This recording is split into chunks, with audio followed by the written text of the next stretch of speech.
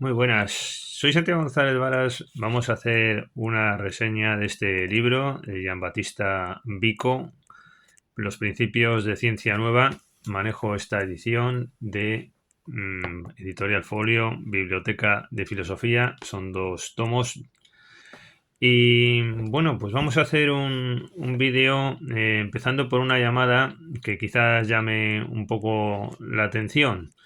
Lo primero que querría decir es que Vico, que pasa por ser el padre de las ciencias humanas, de las ciencias sociales, se cita por el profesorado universitario de ciencias sociales o jurídicas de manera muy frecuente. Yo recomendaría, dicho sea sin ningún tipo de polémica, pero sí recomendaría una consulta del original. Me da la impresión de que es un poco como Oswald Spengler en La decadencia de Occidente y tantos otros autores que se van citando unos a otros y al final se pierde un poquito la noción de lo que realmente escribió el autor, ¿no? En relación con esa observación de ser el padre de las ciencias sociales, etcétera, hombre, por supuesto que no lo voy a negar yo, ¿no? En una verdad tan acreditada y arraigada. Pero lo que sí quiero decir es que uno llega a un momento en que toma una dimensión del autor que no es, o de la obra, en este caso, de la ciencia nueva, los principios de la ciencia nueva, que no se ajusta a lo que realmente escribió el autor, ¿no?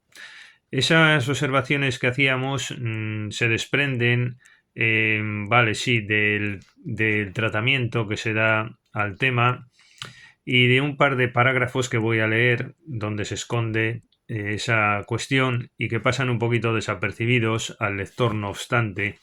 Pero es que el núcleo del libro va de cosas muy distintas y eso es lo que quiero yo transmitir en este vídeo hoy, pese a lo que siempre se dice. Creo, en conclusión, está un poco esta primera observación, está un poco desproporcionada la visión de Vico que tenemos de esta obra y lo que uno parece que se va a encontrar después de leer y siempre citarlo a Giambattista Vico y venga a citarlo y realmente cuando abres el libro parece que te vas a encontrar una cosa distinta porque lo que hay aquí en una obra además muy muy extensa, el primer tomo tiene 250 páginas, el segundo, perdón, y el primero otro tanto, y que son 500 páginas en esta edición, de letra más bien pequeña.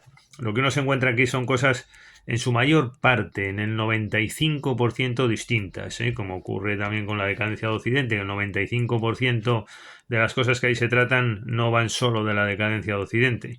Entonces, bueno, pues creo que es conveniente a veces abrir los libros, aunque solo sea consultar el índice y leerlo lo que se pueda, lo más que se pueda. Es verdad que este libro es un poco reiterativo, creo, en sus afirmaciones. Es una joya, no obstante, y vamos un poquito a ello. Lo primero, sobre el autor. Nació en 1668 y murió en 1744. Este libro me ha notado que está escrito en 1725 o publicado. Estamos también ante un nuevo caso de escritor, filósofo, historiador, jurista. Giambattista Vico fue ante todo también un jurista destacado, importante. Dominaba el derecho natural, el derecho canónico, el derecho romano. Ocupó una cátedra de retórica. Ejerció como abogado, pero al parecer le salvó de la abogacía para toda su vida, para ganarse la vida. Le salvaron ciertas circunstancias y pudo llevar una vida solitaria y de investigación. Bueno, no me voy a detener más en la biografía. Y este libro, como estaba diciendo, se le considera el precursor de las ciencias humanas, tiene una enorme importancia para la filosofía del derecho, desarrolla una crítica al racionalismo, también suele decirse esto de Vico. Eso sí que es cierto y eso lo suscribo completamente. Ante todo esto, ante todo creo que este libro vamos a ver que se engloba dentro de una tradición de puesta en valor de lo poético, del mito de lo irracional. Yo creo que está en el contexto de la tradición hermética, claramente, y en ese contexto creo que es donde tiene que englobarse fundamentalmente este libro. Historicismo, ya lo decía antes, bien, pero sobre todo en cuanto a la actitud, en cuanto que analiza hechos históricos y de ahí se desprendería ese historicismo, pero es de una manera un poco singular, porque en realidad no es un análisis de la historia realmente lo que aquí se hace. La mayor parte de los hechos históricos fundamentales de la historia del hombre aquí ni salen. Se centra sobre todo este libro, es curioso, y esto es una incidiendo o profundizando en la observación que decía inicialmente, es algo que quiero decir. Se centra sobre todo en la época de los primeros hombres, diríamos así, en la época de la presencia de los héroes, de los mitos, de los dioses y cómo se evolucionó hacia una sociedad más humana. Lo veremos después, pero o dentro de un momentito. Pero eso me parece lo más importante del libro. De las 500 páginas, 490 es obsesivamente tratando esta idea que acabo de decir, sobre todo de cómo fueron los primeros hombres en el contexto de la edad de los dioses, si no lo digo ya, lo que tenía pensado decir, donde predomina la sabiduría poética, el mito religioso. Después viene la edad de los héroes, donde predomina la violencia y lo aristocrático, y finalmente la edad de los hombres, que es donde vendría la civilización y el derecho y planteamientos más igualitarios y una apuesta por elementos más humanos. Esa es una idea clave central del libro y en torno a eso va realmente toda la cuestión aquí. No obstante, bien, vale, sobre lo famoso de Vico, de que es el precursor de las ciencias sociales y que aquí es lo humano o la obra del hombre la que es objeto de estudio, vamos a verlo. No es fácil encontrarlo, créanme que hay que tener una lectura muy atenta. Yo he encontrado los dos pasajes, creo, donde esto se esconde dentro de esa otra temática principal de las tres edades que sirven de eje al libro y que sirven para el desarrollo de todas las ideas de Giambattista Vico. Pero esto otro aparece de pasada, aquí entre corchetes, en el 318. Voy a ver si lo encuentro rápido, si no, como suelo hacer, pongo el pausa. Aquí está. Bueno, el primero en el 314, en el corchete, que es en la página del libro 138 y en la página... Bueno, repito, esto está en el paréntesis 314 y en el 331. En las páginas de esta edición, 138 y 141. Repito, entre paréntesis, el apartado 314 y el 331. Son muy breves, son dos líneas que pasan completamente desapercibidas. La primera de ellas, apartado 314, dice así: las doctrinas deben comenzar cuando comienzan las materias de las que tratan. O, en otra traducción posible, la ciencia, en vez de las doctrinas, la ciencia debe comenzar a partir de donde comienzan las materias de las que tratan. Bueno, pero esto, insisto, dos líneas en un mare magnum de 500 páginas con otros desarrollos y contenidos. Y el otro paréntesis, el 331, dentro de los principios, en la sección tercera, se dice, voy a leer la introducción y después la frase clave, en un párrafo muy grande, muy denso y todo dentro de párrafos pues muy extensos, ¿no? Dice así el 331. Pero en tal densa noche de tinieblas en que se encuentra encubierta la primera y para nosotros lejanísima antigüedad, aparece esta luz eterna, que no se desvanece de la siguiente verdad, que de ningún modo puede ponerse en duda, que este mundo civil ha sido hecho ciertamente por los hombres. Ahí está esa famosa frase.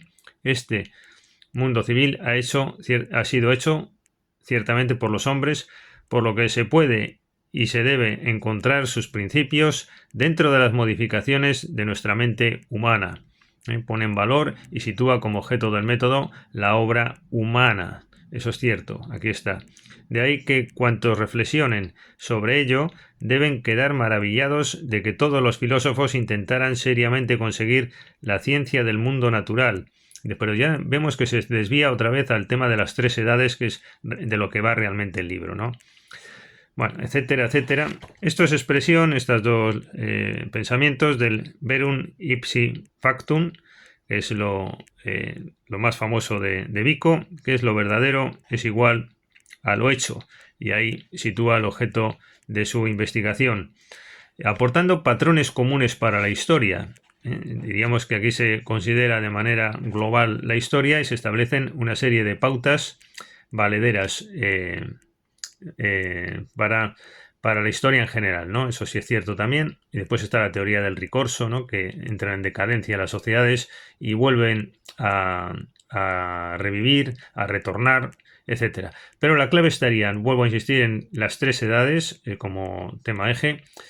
La edad de los dioses, no vuelvo a repetir contenidos, la edad de los héroes y la edad de los hombres. Y merece la pena también exponer un poco los contenidos principales, aunque solo sea la estructura. Esta edición tiene una introducción muy completa. José María Bermudo la realiza.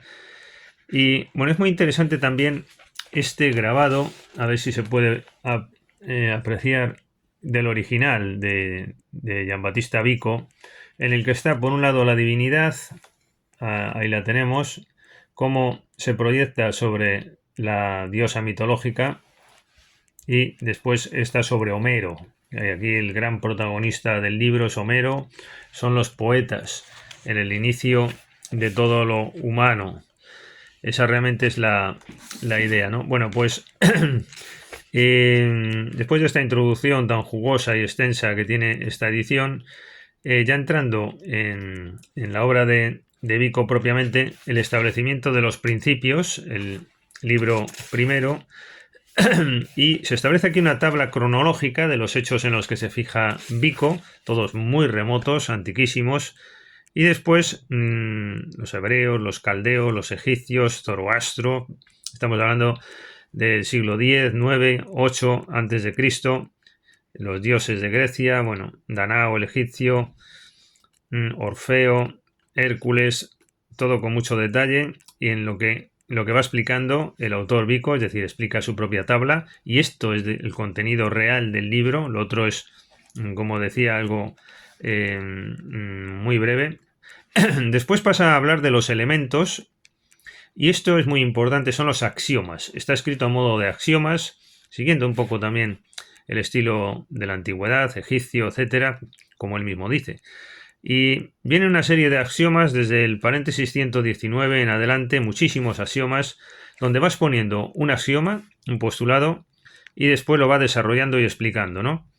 El primero, por ejemplo, bueno, esto lo dice aquí, ¿no? Que este es el método que realiza esta ciencia nueva, el de este postulado en los axiomas. El primero de ellos, por ejemplo, el apartado 120, el hombre, por la indefinida naturaleza de la mente humana, cuando ésta se sumerge en la ignorancia, hace de sí mismo la regla del universo. Bueno, y lo va explicando. Después salta la vanidad de las naciones, la vanidad. Merece la pena hacer este recorrido un poco rápido. Yo lo tengo muy subrayado y lo aprovecho para hacer esta exposición, ¿no? Después de la vanidad de las naciones, la vanidad de los doctos. Empieza a hacer apuntes de legislación, de filosofía, de las tradiciones populares, también siempre muy, muy presente, de los filósofos griegos, la lengua mental común de las naciones, la religión hebrea, el diluvio universal. Bueno, por lo menos una exposición rápida es expresar los temas principales. Y para él la clave de este proceso evolutivo, de la edad de los dioses, etcétera, es la poesía. La poesía, fijando también un poco en la infancia del mundo. Los hombres fueron por naturaleza sublimes poetas, ¿no? Y esta lógica poética está continuamente presente. Después relaciona sus observaciones con Trismegisto, y esto es importante porque yo creo que es el contexto en el que se sitúa este libro realmente, continuamente fijándose en los mitos. Otro axioma: los hombres interpretan según su naturaleza las cosas dudosas y oscuras que les afectan, así como sus pasiones y costumbres. Otro axioma: los primeros autores del mundo oriental, los egipcios, griegos y latinos, y también en la barbarie retornada, los primeros escritores en las nuevas lenguas de Europa fueron poetas. Se fija en el canto. Otro axioma, el 242, entre paréntesis: la naturaleza de los pueblos al principio es ruda, después severa más tarde benigna, luego delicada y finalmente disoluta. Creo que este axioma simboliza todo el eje de la obra. De eso realmente va el libro. Las tradiciones vulgares, una de ellas es que los primeros reyes fueron sabios. Bueno, de esto va realmente el libro.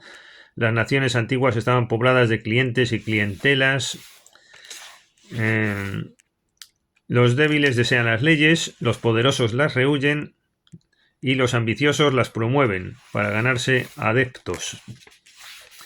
Siguen los axiomas, no voy a detenerme mucho, siguen los axiomas.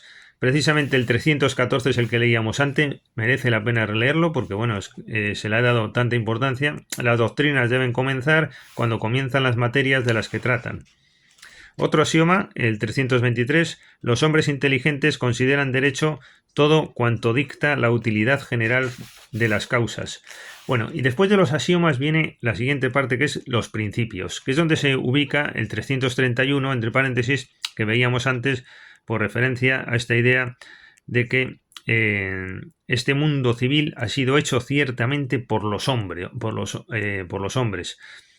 que se puede y se debe encontrar sus principios dentro de las modificaciones de nuestra mente humana, como desciende el punto de objeto a ese planteamiento. Después viene el método. El método vuelve a recordar lo que ha dicho de los axiomas y dice que hay que empezar por algún conocimiento de Dios. Y aquí pues empieza a relacionar Dios con los primeros hombres, la presencia de la providencia, y de eso va. El libro segundo, yo creo que es interesante hacer esta exposición así lineal un poco rápido. Trata de la sabiduría poética. Lo relaciona con los axiomas. Bueno, aquí expone 5 causas de por qué la sabiduría poética es realmente la clave. Creo que no me voy a detener mucho en todo ello. Trata la metafísica poética. Realmente para Vico esta es la clave del asunto, porque se centra en los primeros humanos, ¿no? Y cómo se produjo la evolución de lo divino a lo heroico y de lo heroico a lo humano, siempre relacionado con los mitos, la filosofía de autoridad. Y de esto realmente trata el libro. La lógica poética, la mitología se trata en este tema. Y bueno, es muy interesante aquí también los corolarios que hace de vez en cuando. Después veremos también pruebas, corolarios y pruebas. Corolarios en torno a los tropos, monstruos y transformaciones poéticas. Dice que sus ideas, sus axiomas, se traducen en la importancia de la metáfora. Y esto es muy interesante leerlo porque expone cómo el lenguaje y los idiomas muestran esa impronta de lo poético a la hora de haberse generado el propio lenguaje, ¿no? Mediante numerosas creaciones de metáforas, de tropos. Esto, Sinecdoques lo trata extensamente, y también corolarios en torno al hablar mediante caracteres poéticos de las primeras naciones, cómo influye la poesía en el origen de todo lo que ha venido después, ¿no? En el origen de las lenguas, también comenta aquí. Bueno, pues de esto realmente versa este libro, pero con mucho detalle, con una erudición impresionante, pero siempre centrado en este planteamiento y del que no sale realmente de ahí, de esta exposición de mitos, de tradiciones, de elementos, diríamos, irracionales. Y si esto es un estudio de historia nuevo, etcétera, pues eso casi lo dejo para los más eruditos en la materia o los más autorizados, pero yo me limito a exponer de lo que trata este libro porque me parece que se habla mucho de él, como decía al comienzo, y es necesario realmente saber qué tiene en su intestino el libro, más allá de la mirada. Saltando al segundo tomo de esta colección de los principios de la ciencia nueva, es el libro segundo de la sabiduría poética, continuación, y aquí se habla de la economía poética y de las primeras familias de hijos.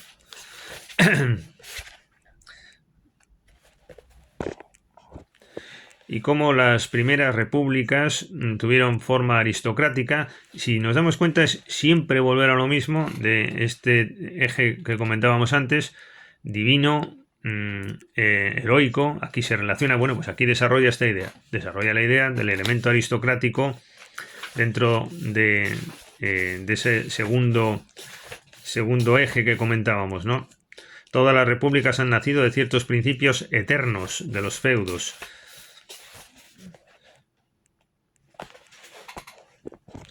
Y lo que hace es desarrollar continuamente ese eje que hemos propuesto como ratio del libro. Por ejemplo, aquí en el capítulo 8, corolarios en torno al heroísmo de los primeros pueblos, ¿no? Hemos dicho que era el segundo nivel, el de la heroicidad. Bueno, pues aquí lo desarrolla. La divina providencia está siempre presente al máximo. Hay que recordar que este autor italiano pues es católico, refuta a planteamientos que no siguen este protagonismo de lo divino como ratio de la historia. Se detiene en Homero especialmente, lo dedica muchísimas páginas y un capítulo aparte, después de otro que es la cosmografía poética, la astronomía poética, la cronología poética, la geografía poética, y el libro tercero se titula así: Del descubrimiento del verdadero Homero. Esto me recuerda un poquito a Luis Vives, que también tiene este tipo de reflexiones de quién era realmente Homero, si era poeta o era filósofo, o era literato, o era esto, o era lo otro, ¿no? O era religioso. Y el libro cuarto es del curso que siguen las naciones.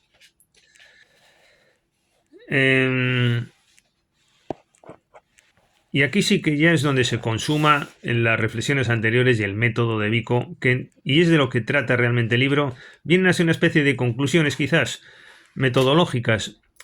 Aquí lo que concretamente se dice en la página 162 del segundo tomo es 3 tipos de naturaleza. La primera naturaleza es poética, la segunda la naturaleza fue heroica y la tercera fue humana, y lo vuelve a desarrollar. 3 tipos de costumbres.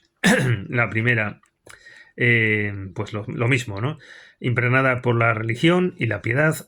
Las segundas, coléricas y puntillosas, como nos narra Aquiles, pero siempre añade algo nuevo, un elemento de erudición nuevo, pero siempre girando en torno a estas ideas. Y la tercera son solícitas, guiadas precisamente por los deberes civiles, lo veíamos antes. Pero son 3 tipos de derechos naturales, se corresponde siempre 3, 3, 3, no deja de ser simbólico también esta cuestión del número 3.